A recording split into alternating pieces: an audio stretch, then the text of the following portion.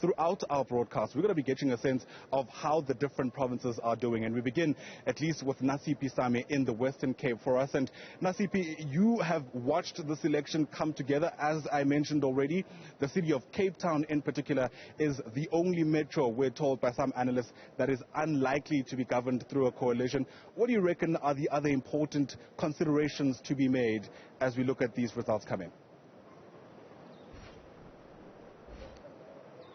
Well, Ayanda, I think what's also very important to note is that just yesterday the IEC in the province said that around 5 p.m. there were only about 26% of people within the Western Cape that had voted, and that is just 4 hours shy of the closing time for people to actually go out and make that X.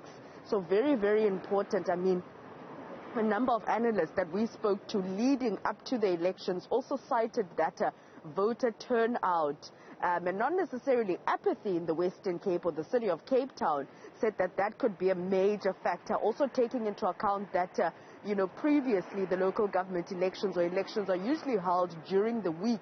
And now we have a long weekend. It could see people leaving their various wards and not being in those wards, as we do know that with local government elections as compared to the general elections, one needs to vote in their ward. They also cited a number of issues that a number of residents, particularly in the Western Cape, are fed up, particularly with the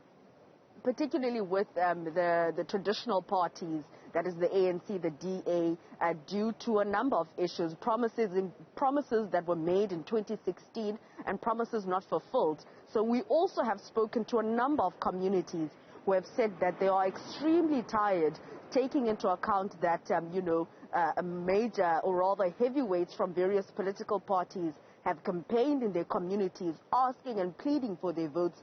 However, nothing has materialized. So that could also be one of the factors, including the number of independent candidates that we've seen, raising their hands to say that they want to stand in these local government elections.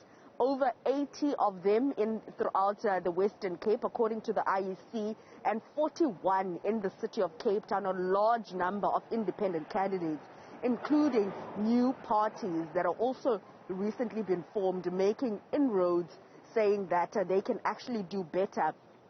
Even one party last week that we spoke to saying that, following the statements made by the Democratic Alliance, saying that, or rather encouraging people not to vote for the smaller parties because ultimately they are chipping away from the DA's votes and assisting the ANC, and that is according to the DA. However, the smaller parties saying that they are gunning for those seats in the metropole and also looking at reducing the power of the Democratic Alliance within the city of Cape Town. And that's also something that we've heard in other municipalities like Matsikama, up in Vredendal, including Drakensberg.